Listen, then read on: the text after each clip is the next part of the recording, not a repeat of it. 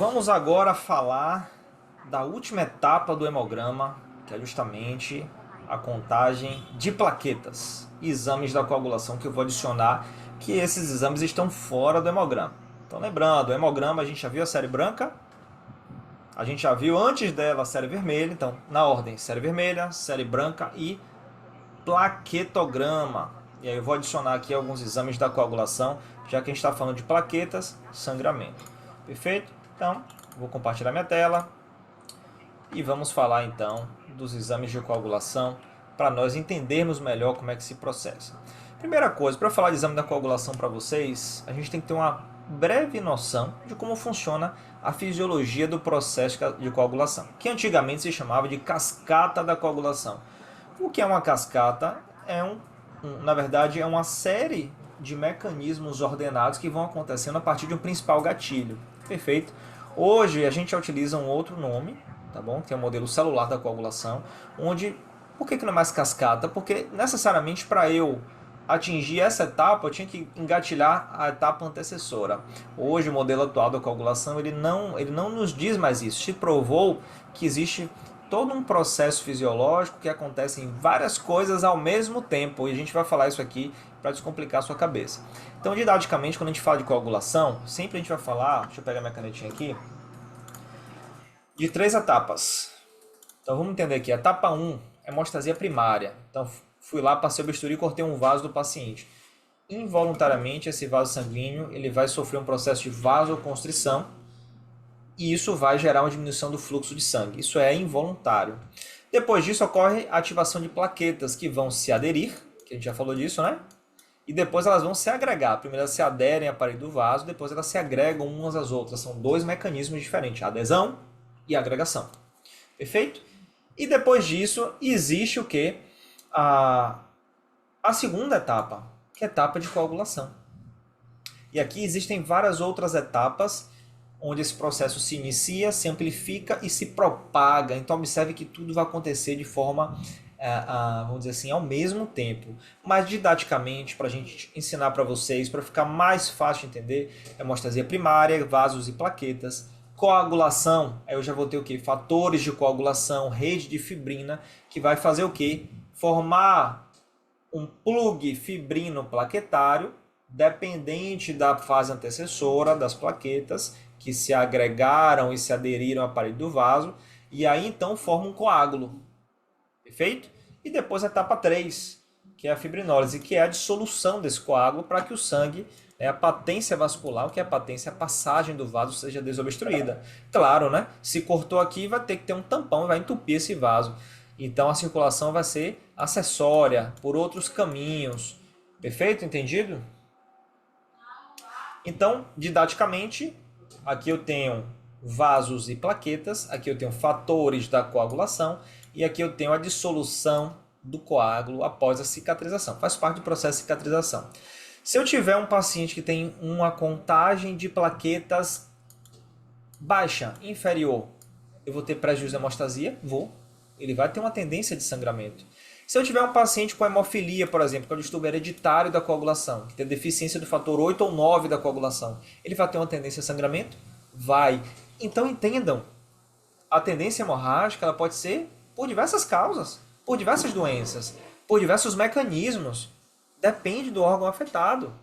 Se eu tenho um paciente com uma doença genética derivada do colágeno, aquela síndrome de Ehlers-Danlos, vocês já ouviram falar dela? Geralmente essas pessoas elas trabalham em circo, elas têm uma elasticidade muito grande da pele, é que o pessoal chama de boneca de pano, né? A menina entra na caixa, tudo bonitinho lá, você fala, nossa, que flexibilidade. Ela tem uma doença do colágeno que permite com que seus ligamentos e articulações sejam extremamente flexíveis.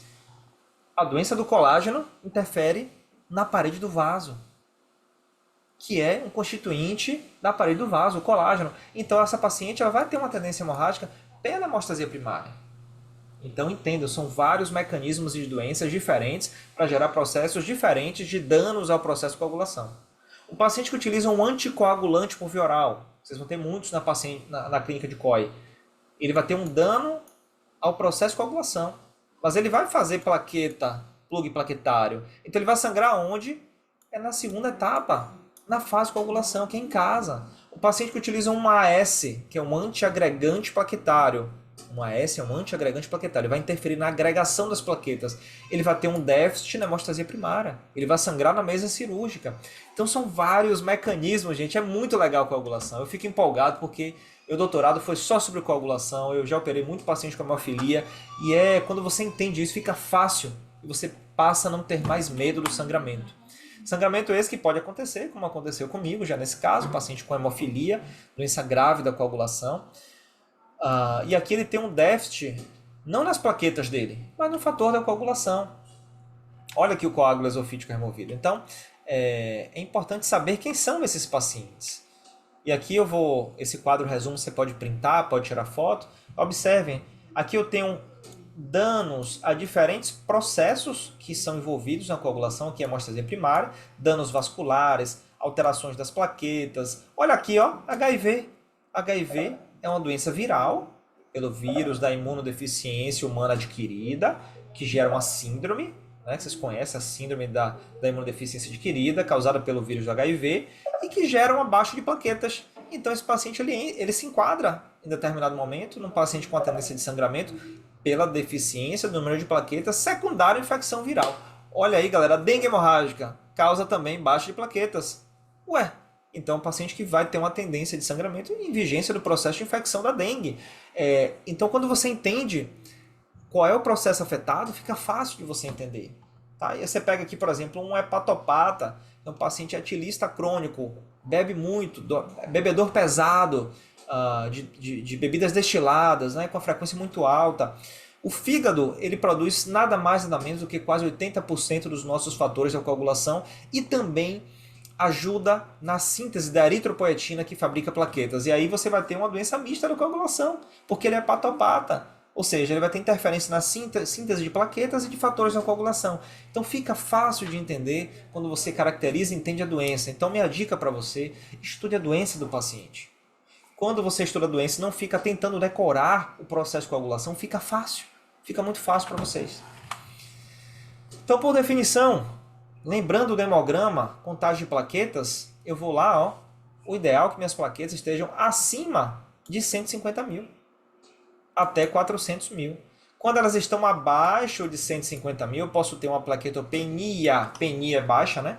Leve, de 150 a 100 mil, moderada de menos de 100 mil a 50 mil e grave abaixo de 50 mil, que idealmente deveria ser um paciente hospitalar. Perfeito? Então existem desníveis, graus, gradações de alterações plaquetárias, que é importante a gente saber. Perfeito? As alterações leves dificilmente vão ter repercussões clínicas importantes de sangramento. E eu começo a me preocupar realmente e fazer estratégias mais pesadas justamente nas plaquetopenias moderadas e grave. Perfeito? Lembrando que 2,5% da população tem quadros leves de plaquetopenia perfeitamente normal. A pessoa convive com aquilo, não quer dizer que ela vai sangrar até a morte dela. Não, calma. Ela vai coagular sim, um pouquinho mais de lentidão. Assim como acontece com a pessoa que usa um anticoagulante ou um antiagregante plaquetário. Se assim não fosse, ela não estaria viva. Um paciente que utiliza um AS para prevenir um infarto, um paciente que utiliza um anticoagulante, né, ele coagula, mas com uma certa dificuldade. Então nós temos várias causas dessas doenças, isso eu vou deixar para falar mais em aula com vocês, tá bom? Para ficar mais específico, porque é um conteúdo mais denso. Mas o que eu vou abordar aqui com vocês, principalmente, é reconhecer as limitações envolvidas na avaliação perioperatória. Peri quer dizer ao redor, né? Tanto pré, quanto trans, quanto pós, relacionadas às provas de coagulação, ou provas de hemostasia, que você pode também chamar. Não adianta a gente achar que pedir exames da coagulação vai resolver todos os problemas do paciente. A anamnese ela é o principal ponto. É o que vocês devem focar na conversa do paciente. Histórico de exodontias, histórico de sangramentos, de pontos que esse paciente levou, de procedimentos cirúrgicos a nível hospitalar ou ambulatorial. Isso vai te dar uma segurança para poder operar esse caso. Agora, um paciente que não tem nenhum histórico, talvez seja interessante a gente solicitar exames da coagulação.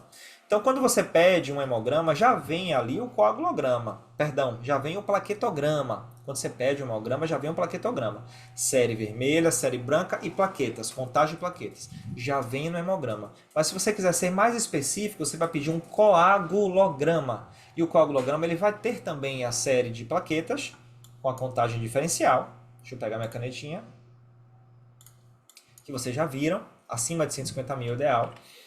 Ele vai ter o tempo de sangramento, que existem vários métodos, né, da punção do dedinho, da punção do lobo da orelha, e vai ver quanto tempo leva para parar de sangrar, medido no cronômetro, tá certo?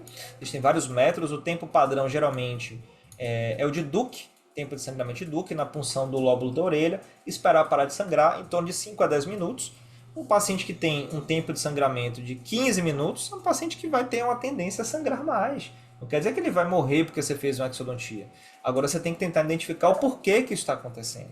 E se você tem dúvida, você vai referenciar ele para um médico hematologista, que é um médico especializado em entender o processo da coagulação. Perfeito? Existem outros exames mais sensíveis. Aqui eu estou trazendo um PFA 100, mas que não é um exame que o dentista deve pedir. Isso aqui é um método que o médico hematologista solicita. Então, quando você pede o coagulograma, vem lá a contagem de plaquetas, já falei do tempo de sangramento, vem aqui o tempo de protrombina e atividade protrombínica. Tá? O tempo de protrombina ele é excelente para avaliar alguns fatores de coagulação, que a gente chama de via extrínseca, e também alguns anticoagulantes orais, que esse paciente utiliza para monitoramento. Muito bom. Tá? Então, o valor de referência é de 11 a 15 segundos. E muitos laboratórios trazem esse dado adicional, que é a atividade protrombínica em porcentagem, ou seja, idealmente 100. Se o paciente tem uma atividade protrombínica de 50%, significa dizer que ele está 50% mais lento para coagular o seu sangue. Perfeito? Então é isso que a gente tem que ter entendimento. Mas qual é a causa disso? A repercussão sistêmica? Aí já é outra conversa para a gente ter em sala de aula. Além desses exames que eu falei, vem também no coagulograma o RNI, que se chama razão ou relação normalizada ou normatizada internacional. Nada mais é do que o tempo de protrombina obtido no exame do paciente, dividido pelo tempo de protrombina de um pool de pacientes que tem no laboratório. Então o laboratório vai lá, mistura o meu sangue com o seu, com o outro, ele não vai usar isso em ninguém, obviamente, né? E ele tira lá um tempo de protrombina dessa mistura de sangues. Ele tem uma média.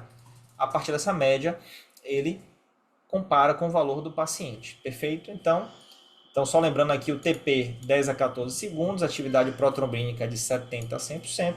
E o RNI, o valor ideal dele é 1. Significa dizer o quê? 100% de coagulação.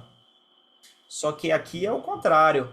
Quanto maior o RNI, pior a coagulação. Por quê? Porque é uma divisão, gente. É uma razão.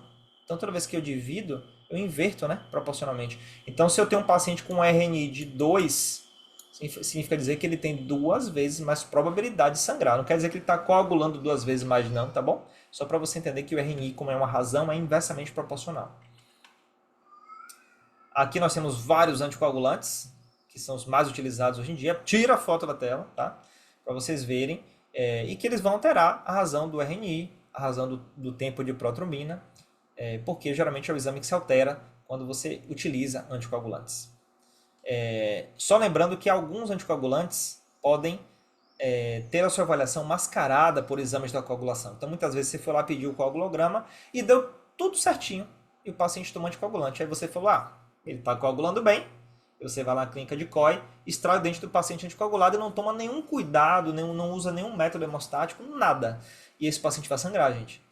Ou seja, com os exames que a gente pede, são exames, na verdade, muito sensíveis e pouco específicos, que estão contidos no coagulograma, dificilmente nós vamos poder diagnosticar uma alteração da coagulação do paciente. Mas talvez identificar uma pequena alteração que possa ter a necessidade de uma maior investigação. É esse o principal ponto que a gente tem que entender do coagulograma. É me dar exames que são altamente sensíveis e não específicos, para que eu possa falar, opa, tem algo estranho, e mandar para o hematologista. E não cabe ao dentista ficar investigando qual é o perfil da coagulopatia, qual exame que eu vou pedir a mais, qual fator da coagulação alterado. Não cabe a nós. Isso aí tem um médico específico, especializado nisso, e que a gente pode contar com ele. Perfeito? O último exame que eu vou falar é o TTPA. Então, se eu tenho um tempo de tromboplastina, eu tenho um tempo de tromboplastina parcial ativado. Aqui ele avalia alguns outros fatores de coagulação, a gente chama de via intrínseca. Aí eu tenho a avaliação do fator 13, fator 9, fator 11, fator 12, fator 10, fator 5, fibrinogênio. E ele tem um tempo um pouquinho diferente, né? De 25 a 40, um pouco maior. Perfeito? E quando eu tenho um tempo aumentado, significa dizer o quê? Risco de hemorragias. Tempos superiores a 15 segundos, então foi lá, o paciente deu 55 segundos. Opa! Ó, vamos fazer uma investigação. Primeira coisa, exame alterado, eu repito, peço um novo exame. Constatou a alteração, encaminho para o médico hematologista. Não vou ficar tentando adivinhar o que é que ele tem, porque são exames muito específicos. Tem um médico que só estudou para isso, que é o médico hematologista. Perfeito? E só lembrar que, aqui talvez um ponto muito importante da aula, que pacientes que apresentam petequias, equimoses, hematomas na boca, sem nenhum trauma aparente, sem nenhum histórico de trauma, são pacientes, né, alterações articulares, sangramentos, históricos de sangramentos totalmente atípicos, né, esdrúxulos, como eu gosto de falar, né, de grande porte, eles merecem ser investigados. Então, vamos, por favor, encaminhar adequadamente o paciente e olhar além da boca. Faça o exame físico do paciente. Olhe, pergunte se ele tem sangramentos em outros sítios, em outras regiões. Gente, até a sala de aula para a gente finalizar aí a avaliação laboratorial do paciente com exames relacionados a diabetes, função renal, função hepática. A gente fala em sala de aula, mas essa é a base que eu gostaria de dar para vocês. Um grande abraço, professor Vinícius falando. Tchau, tchau.